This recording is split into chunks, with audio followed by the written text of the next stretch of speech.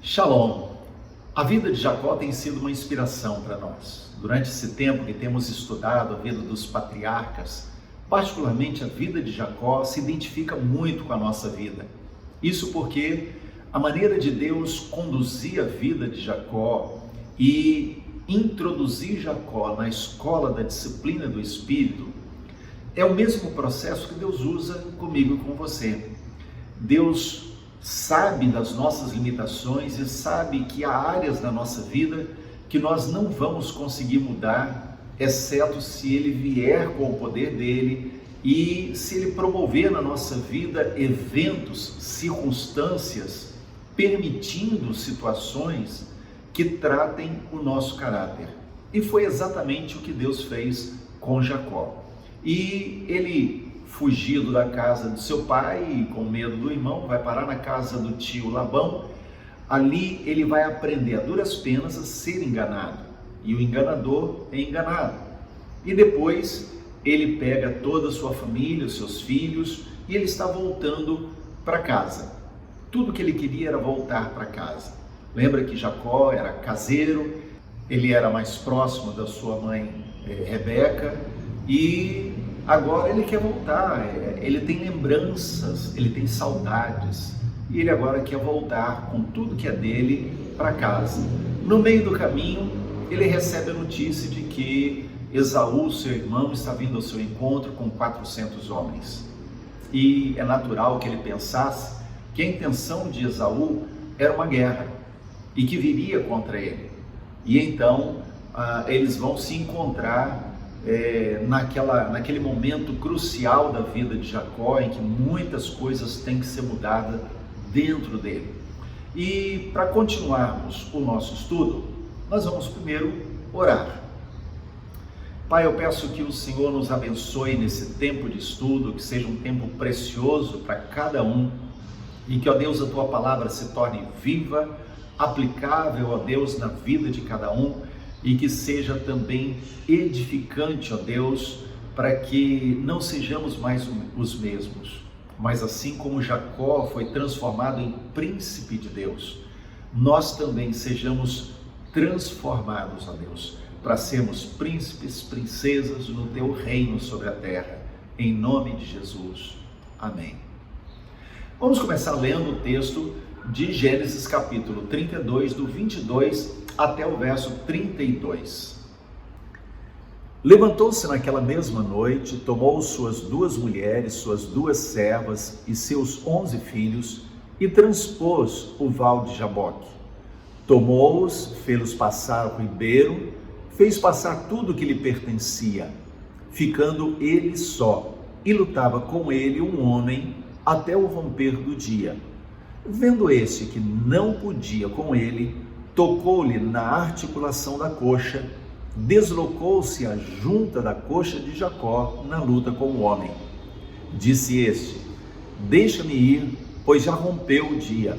Respondeu Jacó: não te deixarei ir, se me não abençoares. Perguntou-lhe, pois, como te chamas? Respondeu ele: Jacó. Então disse: já não te chamarás Jacó, e sim Israel, pois como príncipe lutaste com Deus e com os homens e prevaleceste. Tornou Jacó: dize, rogo-te, como te chamas? Respondeu ele: por que perguntas pelo meu nome? E o abençoou ali.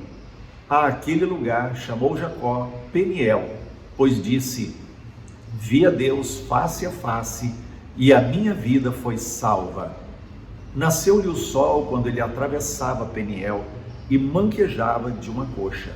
Por isso, os filhos de Israel não comem até hoje o nervo do quadril na articulação da coxa, porque o homem tocou a articulação da coxa de Jacó no nervo do quadril. Esse foi um momento crucial na vida de Jacó, foi um momento de virada. Ele já tinha experimentado um encontro com Deus quando ele tinha fugido de casa e teve aquele sonho e via a escada que ligava céus e terra, e o Senhor apareceu para ele. Foi o primeiro encontro. Agora nós encontramos Jacó tendo um embate uma verdadeira guerra. E nós sabemos que foi uma guerra na alma. A alma de Jacó, a sua força natural, precisava ser tocada e quebrada. Então, Deus vem ali, é identificado como homem, como anjo, né? E o Senhor vem e toca a coxa de Jacó e ele fica manquejando, ele fica desconjuntado. E a vida de Jacó começa a experimentar uma mudança profunda. Ele deixa de ser o Jacó enganador e se torna o Israel príncipe de Deus. A maioria de nós não reconhece o que acontece em Peniel até que a gente passe por ele. Ou seja, todos nós passamos por algum Peniel, ou alguns, mais de uma vez, a gente passa por experiências como a de Jacó. E nessa experiência somos tocados, desconjuntados, a nossa força natural é quebrada e começamos um processo de tratamento com Deus. Mas a maioria de nós só percebe que é tratamento de Deus depois que passa. Depois de um tempo, olhamos para trás e reconhecemos: Deus me tratou. Mas como já vimos no estudo anterior, na aula anterior, enquanto estamos no meio do processo da disciplina de Deus, nós não reconhecemos, porque toda disciplina, no início, aos olhos nossos, os olhos humanos, ela não parece para o bem, ela parece para o mal, para sofrimento, para dor. Mas ao final, ou seja, depois que ela passa, descobrimos que ela serviu para a glória. Em outras palavras, elas nos ajudam a sermos participantes da santidade de Deus. Então só vamos perceber Peniel depois que ele passou. E é natural que muitas vezes a gente olhe para a situação, não entenda, reclame, questione. É humano isso. E agora o que nós precisamos é ter o coração aberto para sempre entender e aceitar. Deus é soberano, e sendo soberano, Ele sabe o que está fazendo e Ele vai concluir o seu plano de forma perfeita na nossa vida. Nós precisamos apenas ceder e permitir que Ele complete a sua boa obra. Mas o fato é que é só depois, com o passar do tempo, que vamos percebendo que a nossa autoconfiança acabou. Por quê? Porque Peniel na nossa vida, ou as várias vezes que passamos por Peniel, a nossa autoconfiança, nossa confiança na nossa própria força foi sendo minada pelo Senhor. E então ela foi diminuindo, foi se acabando, ela foi se diluindo e já não exerce tanta pressão sobre nós. As coisas que nós gostávamos, nas quais a gente colocava o coração, já não amamos tanto mais, já não queremos tanto mais. As paixões da nossa vida, sejam elas paixões até legítimas, ou paixões perniciosas de pecado, elas também começam a se acabar. Por quê? Não é que elas acabam, elas simplesmente agora estão sob controle. Porque quando passamos por Peniel, a nossa prioridade começa a ser alterada. O nosso foco começa a ser redirecionado. Então, coisas que tinham muita importância perdem essa importância porque há algo com maior importância à nossa frente. Uma das coisas que a gente vê na Bíblia, por exemplo, é que, por exemplo, o apóstolo Paulo, ele teve o seu Peniel. Então, como foi isso? Paulo, ele teve uma experiência, ele era perseguidor da igreja, ele era alguém que prendia cristãos, mas ele era zeloso. Ele declara isso, ele era muito zeloso para com Deus, ele era sincero. No entanto, um dia, quando ele está indo para prender cristãos, no caminho para Damasco, ele tem um encontro com Deus, ele tem um encontro com Jesus. A Bíblia diz que ele caiu por terra. E Atos 9 descreve um momento em que há um diálogo ali não é? E ele quer saber o que está acontecendo, e Jesus se revela e diz: eu sou Jesus a quem tu persegues. Então ele tem um encontro com Jesus ali, uma luta interior se estabelece. Paulo fica cego por 3 dias, é preciso que Ananias venha, ore por ele para que ele se recupere na visão, e a vida dele começa a ser trabalhada, e 14 anos depois, Paulo se torna um grande missionário que sai a levar o evangelho até os confins da terra. Mas aquele encontro foi crucial. Paulo não se tornou o grande apóstolo, o grande missionário, o grande proclamador das verdades de Deus naquele momento, mas o encontro ali começou um processo de mudança profunda na vida dele, e muitas coisas tiveram que ser revistas. E aí a gente vê uma mudança de comportamento. O apóstolo Paulo, escrevendo sua primeira carta aos Coríntios, lá no capítulo 2, nos versos 3 e 4, ele diz assim: e foi em fraqueza, temor e grande tremor que eu estive entre vós. A minha palavra e a minha pregação não consistiram em linguagem persuasiva de sabedoria, mas em demonstração do Espírito e de poder. Ou seja, Paulo teve um encontro com Jesus e a sua vida começou a experimentar uma mudança. Depois Deus o leva a proclamar o evangelho da graça de Cristo aos lugares mais longínquos. E quando Paulo depois vai escrever as suas cartas, ele escreve a carta aos Coríntios, ele diz: olha, quando eu fui ter com vocês, eu não fui cheio de sabedoria humana, eu não fui confiando em mim, eu não fui confiando na minha força, porque isso era do Paulo lá de trás, o velho Paulo. Ele disse: eu vim com vocês com base na graça, no poder, na sabedoria que vem de Deus.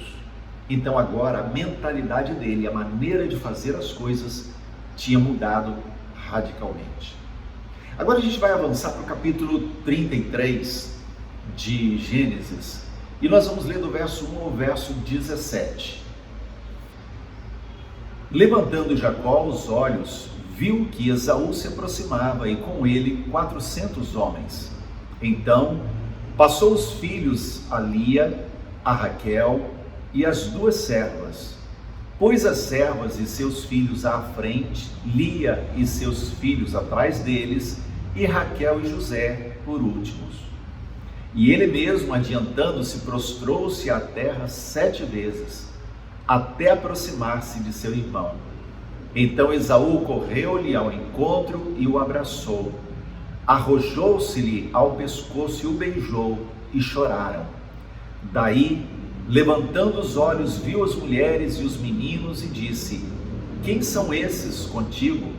Respondeu-lhe Jacó: os filhos com que Deus agraciou teu servo. Então se aproximaram as servas, elas e seus filhos, e se prostraram. Chegaram também Lia e seus filhos e se prostraram. Por último chegaram José e Raquel e se prostraram. Perguntou Esaú: qual é o teu propósito com todos esses bandos que encontrei? Respondeu Jacó: para lograr mercê na presença de meu senhor. Então disse Esaú: eu tenho muitos bens, meu irmão, guarda o que tens. Mas Jacó insistiu: não recuses. Se logrei mercê diante de ti, peço-te que aceites o meu presente, porquanto vi o teu rosto como se tivesse contemplado o semblante de Deus, e te agradaste de mim. Peço-te, pois, recebe o meu presente que eu te trouxe, porque Deus tem sido generoso para comigo, e tenho fartura, e estou com ele até que o aceitou. Disse Esaú: partamos e caminhemos, eu seguirei junto de ti. Porém Jacó lhe disse: meu senhor sabe que esses meninos são tenros, e tenho comigo ovelhas e vacas de leite. Se forçadas a caminhar demais um só dia, morrerão todos os rebanhos. Passe meu senhor adiante de seu servo, eu seguirei guiando-as pouco a pouco, no passo do gado que me vai à frente, e no passo dos meninos, até chegar a meu senhor em Seir. Respondeu Esaú: então permite que eu deixe contigo da gente que está comigo. E disse Jacó: para quê? Basta que eu alcance mercê aos olhos de meu senhor. Assim voltou Esaú aquele dia a Seir pelo caminho por onde viera. E Jacó partiu para Sucote e edificou para si uma casa e fez palhoças para o seu gado. Por isso o lugar se chamou Sucote. É interessante a gente olhar agora a situação de Jacó, porque parece que dentro dele alguma coisa está mudando. Jacó, até aqui, era aquele que se sentia dono da situação. Então lembra, quando ele sabe que Esaú está vindo ao encontro dele, ele prepara um plano, ele tem uma estratégia, ele considera que ele tem um controle, de alguma forma ele vai se sair bem. Mas agora, de repente, ele sabe, ele reconhece que já não tem mais o controle. Assim como acontece comigo e com você muitas vezes, em que nós perdemos o controle. Há situações em que nós perdemos o controle e só nos resta depender de Deus.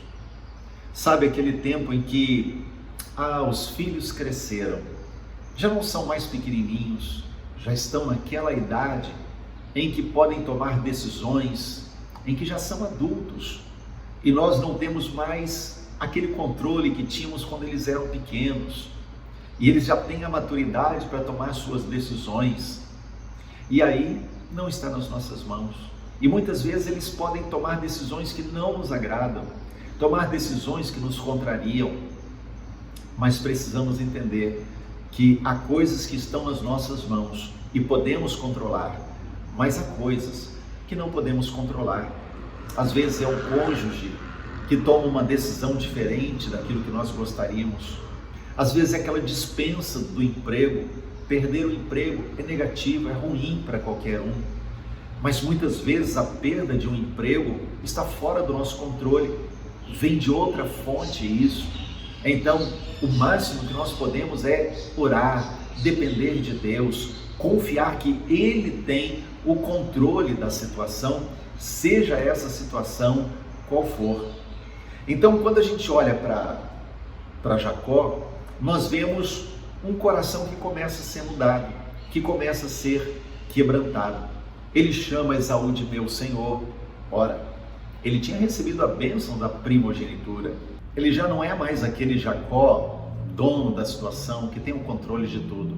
Agora, ele se humilha, ele se curva diante de Esaú, ele chama de meu senhor, ele pensa nos mais fracos, ele coloca os meninos como sendo que tem que ter cuidado, não pode andar rápido porque eles não vão aguentar, os animais, então ele está pensando nos mais fracos. Então há uma mudança no coração. Aliás, isso me faz lembrar lá da recomendação de Paulo em 1 Coríntios, quando no capítulo 11 ele fala da ceia. E ele fala daqueles que não esperavam pelos que não tinham, daqueles que comiam, bebiam apressadamente e não guardavam para aqueles que não tinham. Então aquela que era uma refeição do amor, de expressão de amor da igreja, tinha se perdido porque eles estavam sendo muito egoístas, né? E Jacó aqui ele mostra que ele está aprendendo a lição, ele começa a pensar nos mais fracos, e ele diz, olha, eu vou no passo dos meninos, eu vou no passo dos animais, se eles andarem muito num só dia, se for exigido muito, eles vão morrer, não vão aguentar, né? Então tudo isso mostra que o coração dele está mudando. Parece que Jacó se deu conta de que todo o esforço dele, tudo que ele tinha feito, né, na casa com o tio Labão, toda a preocupação, toda a angústia, até mesmo a estratégia ali de mandar dois bandos, né, e tentar mandar recompensas para Esaú, tudo isso não precisava. Por quê? Com exceção de Raquel, a sua amada, por quem ele trabalhou 7 anos, na verdade acabou dobrando porque Labão lhe deu Lia, né? Mas com exceção de Raquel, a sua amada, tudo mais ele não precisaria ter passado. Por quê? Porque de repente ele vai ao encontro de Esaú e descobre que não era ele, Jacó, quem mudaria o coração de Esaú. Deus já tinha mudado o coração de Esaú. Percebe? Quando a gente depende de Deus, a gente não sofre tanto quanto Jacó sofreu. Porque muitas vezes nós nos vemos com problemas em relacionamentos, problemas financeiros, problema da família, enfim, emprego. Nos vemos diante de um problema e nós queremos resolver a coisa à nossa maneira. E nos desgastamos, nos debatemos e no final das contas estamos esgotados, sem força, desanimados, sem esperança, sem fé. Por quê? Porque não deixamos Deus trabalhar. Porque quando permitimos Deus trabalhar, o que acontece com a gente é o mesmo que aconteceu com Esaú. Deus mudou o coração. O mesmo que aconteceu com Jacó, não precisou lutar com Esaú. Deus já tinha preparado a situação. Então, quando nós permitimos Deus trabalhar, então as coisas de fato acontecem como precisam acontecer. Agora eu quero chamar a atenção para o verso de número 10 do capítulo 33. Jacó, ele diz assim, o texto nos revela o seguinte: então disse Jacó, não, se agora tenho achado graça em teus olhos, peço-te que tomes o meu presente, porquanto vi o teu rosto como se tivesse visto o rosto de Deus, e te agradaste de mim. Uau! Olha só o que Jacó está falando. Ele insiste para Esaú receber o presente, e ele diz, porque eu vi o seu rosto como se eu tivesse visto o rosto de Deus, e te agradaste de mim. Vamos lembrar do contexto. Como é que a gente pode entender isso? Não é? Às vezes a gente pode passar um olhar, fazer uma leitura superficial e não entender a profundidade do que aconteceu. Mas vamos nos lembrar de que a crença, a convicção sempre foi, e não só ali para Jacó, mas sempre foi, toda a Bíblia a gente vê isso, de que se alguém visse o rosto de Deus, morreria. Então, quando lá em Juízes, capítulo 6, Gideão tem aquele encontro com o anjo do Senhor, e ali a gente entende que anjo do Senhor representa a própria manifestação de Jesus no Velho Testamento. Quando ele tem aquele encontro com o Senhor ali, o anjo conversa com ele, dá a estratégia para ele. Gideão teve medo de ser destruído. Por quê? Porque ninguém podia ver a face do Senhor sem morrer, ou seja, permanecer vivo. Então, agora a gente começa então a trazer um contexto para isso, porque a gente vê que de repente Jacó encontra Esaú e ele diz, eu vi o seu rosto, e eu vi o seu rosto como se eu estivesse vendo o rosto de Deus, ou seja, a minha expectativa era de ser destruído, mas a minha alma foi salva, ou seja, você não me destruiu. Jacó tentou aplacar a ira de Esaú com presentes, mas independente da reação de Esaú, para Jacó, ele estava olhando para Esaú e vendo ali Deus. Mas não é que Esaú fosse Deus, não é que tivesse um brilho esplendoroso na face de Esaú, não é como se o rosto de Esaú brilhasse assim como o de Moisés brilhou, não é isso. É que as pessoas a quem nós ferimos, elas sempre representarão Deus para nós.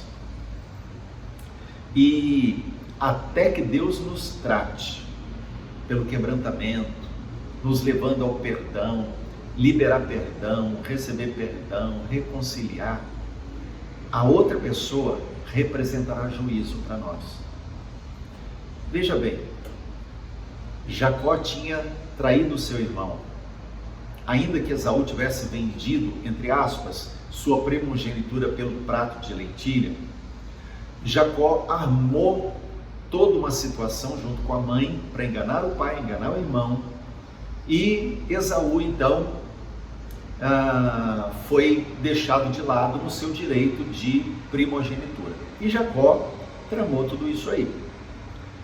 Então, quando ele faz isso e foge, a mente de Jacó, durante todo esse tempo que ele fica na casa de Labão, desses praticamente 20 anos que ele fica lá, a mente de Jacó trabalhava com o Esaú vingativo. E ele pensava, o dia que eu encontrar com meu irmão, ele vai querer me matar. Era isso que ele tinha. Então, quando ele encontra Esaú no caminho, a expectativa que ele tem é de juízo. Você já feriu alguém e já se viu na mesma situação? Em que depois você cai em si, você percebe, você não pediu perdão, você não se reconciliou, você feriu seu cônjuge, você feriu o seu filho, você feriu seu pai, sua mãe, você feriu o amigo, o colega de trabalho, e depois dentro você fica no aguardo, na expectativa, a hora que encontrar com essa pessoa outra vez vai dar um problema, né? Vai sair faísca, eu vou ter dificuldade, e começa a alimentar, né, na sua mente uma expectativa ruim de juízo. Era isso que estava acontecendo. Por isso é que Jacó diz, eu vi a tua face como face de Deus e sobrevivi, ou seja, não fui destruído. Porque se eu visse a face de Deus, eu seria destruído. Eu vi a sua face e não fui destruído. Foi uma analogia que Jacó fez em relação a Esaú, mas revela bem o que acontece conosco. Agora eu quero concluir o nosso estudo de hoje. Na continuidade do texto, a gente vê que Jacó ele chega a Siquém, e Siquém é o lugar do ombro, o lugar da força, o lugar da satisfação em Deus, e o texto nos diz que ali Jacó ele ergueu um altar, comprou um campo e construiu uma casa. Isso revela uma coisa, que quando Jacó chega a Siquém, ele vem para ficar. Ele está se estabelecendo. Ele ergue um altar, ele compra um campo, então ele tem uma propriedade, o que faz ele se fixar ali, ele constrói um lugar de habitação. Então tudo revela que o coração dele estava ali. No entanto, Jacó precisava ir a Betel. O último lugar dele não era Siquém. Jacó precisava voltar a Betel. Mas esse é um tópico para o próximo estudo. E nós vamos falar um pouquinho sobre isso. Jacó, ele precisava voltar a Betel. Mas para voltar a Betel, algumas coisas profundas ainda precisavam acontecer dentro dele. Então, percebe? Não havia sido concluído o processo da escola da disciplina do Espírito na vida de Jacó. Ainda tinha muita coisa a ser tratada. E é assim comigo, com você. Nunca passe por uma experiência, aprendeu a lição, pronto, acabou, fui tratado. Não, nunca diga, já fui tratado. Sempre haverá alguma coisa a mais na qual Deus precisará nos tocar, nos desconjuntar, nos fazer ficar manco para dependermos mais dele. E o grande segredo é, em tudo dai graças. Em tudo levante louvores ao Senhor. Deixe a murmuração, deixe a reclamação, deixe a angústia de lado, lance tudo isso sobre ele e levante hinos de louvor ao nosso Deus. E saiba, ele te conhece, ele cuida de você. E se você está na escola do tratamento do Espírito, é porque Deus tem grandes coisas para a sua vida.